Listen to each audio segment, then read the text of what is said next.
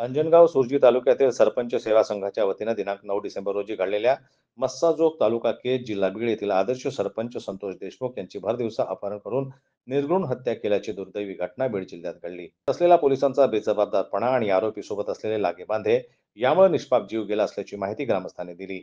देशमुख कुटुंबियांना न्याय देण्यासाठी या हत्या प्रकरणातील सर्व दोषी आरोपींना तात्काळ अटक करून फास्ट ट्रॅक कोर्टात हा खटला चालवावा, त्याचबरोबर एसआयटी मार्फत चौकशी करून हत्येतील गुन्हेगार व या हत्येमागील सूत्रधार दोषींविरुद्ध कारवाई करून दोषींना फाशीची शिक्षा देण्यात यावी.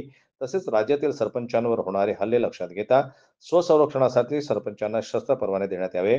तसेच सरपंचांच्या फिर्यादीवरून शासकीय कामात अडथळा निर्माण केल्यास 353 दाखल करण्यात यावं. ग्रामसभेला पोलीस बंदोबस्त देण्यात यावा.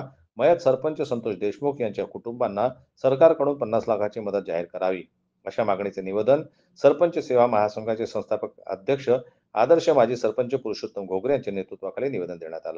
राज्याचे मुख्यमंत्री आदरणीय देवेंद्रजी फडणवीस साहेब आणि ते मुख्यमंत्री आहेत आणि गृहमंत्री सुद्धा आहेत. तर आमची त्यांना एकच विनंती आहे की मस्सागोटचे सरपंच संतोष देशमुख यांची अमानवीय हत्या झाली आणि इतक्या क्रूरपणे मारल्या गेलं की ती हत्या पाहिल्यानंतर माणसाचं हृदय हे पिळवून निघते. म्हणूनच आमचे मुख्यमंत्री साहेबांना एकच विनंती आहे की ज्या आमच्या सरपंचांची हत्या झाली ते जे आरोपी आहेत ते आरोपी लवकरात लवकर शोधून काढावे, त्यांची एसआयटी चौकशी लावावी, सीआयडी चौकशी लावावी आणि त्यांच्या मागचा जो मास्टर माइंड आहे, जो खरा सूत्रधार आहे, तो सूत्रधार सुद्धा त्यांनी शोधून काढावा आणि आमच्या सर्व राज्यातील सरपंच बांधवांना 28,000 सरपंच आहेत, त्या 28,000 सरपंच बांधवांना कुठेतरी न्याय भेटला पाहिजे. आणि बरेच सरपंचावर कुठेतरी प्राणघातक हल्ले होतात आणि ग्रामसभा असते तेव्हा गावातील काही गुंड प्रवृत्तीचे लोक असतात, ते सरपंचावर हल्ले करतात.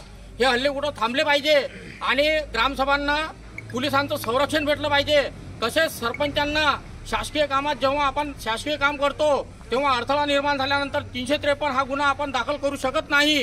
तो गुन्हा सुद्धा सरपंच शासकीय कामात अडथळा निर्माण झाल्यानंतर 353 हा गुन्हा सुद्धा सरपंचांच्या माध्यमातून लागू करण्यात यावा आणि जे सरपंच मृत झाले, मृत्यू पावले, संतोषजी देशमुख यांच्या कुटुंबांना 50 लाखाची मदत द्यावी आणि राज्यातील सर्व सरपंचांना विमा कवच द्यावा आणि जेही असे हल्ले होतील त्या हल्लेखोरांना कठोरात कठोर कारवाई झाली पाहिजे, एवढेच मी या प्रसंगी बोलतो. जो या संतोष दादावर हल्ला झालेला आहे त्यांना फाशीची शिक्षा झालीच पाहिजे आणि तसेच आम्ही सरपंच महिला सुद्धा यामध्ये आहोत. आम्हाला पण सुरक्षा हवी आहे. त्यासाठी मी देवेंद्र फडणवीस साहेबांना निवेदन सांगत आहोत की आम्हाला सुद्धा न्याय मिळालाच पाहिजे. यावेळी ज्येष्ठ सरपंच शशिकांत मंगळे, अमोल गुर्डे, तालुका अध्यक्ष विवेक देशमुख, महिला तालुका अध्यक्षा स्वाती काळे, ज्ञानदेव ढवळे, निलुताई येवले, स्वातीताई काळे, अलकाताई रोकडे, भारतीताई लांडे, रेणाताई काळे, अमर शिंगणे, अवधूत लिंगोट, किशोर खडसे, निलेश चोपडे, चक्रधर रोकडे, प्रकाश गोले, संदीप लहाने, दत्ता मोरे, रवींद्र अभ्यंकर, भाई इंगोले, योगेश बारडे, मच्छिंद्र वाघ, योगेश नेमाळे, श्रीकांत देशमुख, सचिन लांडे, संजय काळे, संदीप लहाने, दिनेश काळे, अनंत रोकडे, अजय येवले, सिद्धार्थ सावळे इत्यादी सरपंच, उपसरपंच, ग्रामपंचायत सदस्य मोठ्या संख्येने उपस्थित होते. यानंतर पंचायत समिती सभागृह इथे शशिकांत मंगळे यांच्या अध्यक्षतेखाली सरपंच सेवा महासंघातर्फे यश स्वर्गीय संतोष देशमुख यांना भावपूर्ण श्रद्धांजली कार्यक्रम पार पडला. यावेळी पंचायत समिती गट विकास अधिकारी खताळे, सरपंच सेवा महासंघाचे संस्थापक अध्यक्ष आदर्श सरपंच पुरुषोत्तम घोगरे यांच्यासह बऱ्याच संख्येने सरपंच, उपसरपंच मोठ्या संख्येने उपस्थित होते. जन्मतल्या न्यूज साठी अंजनगाव सुरजीहून सचिन पाटील अब्रुक यांची रिपोर्ट.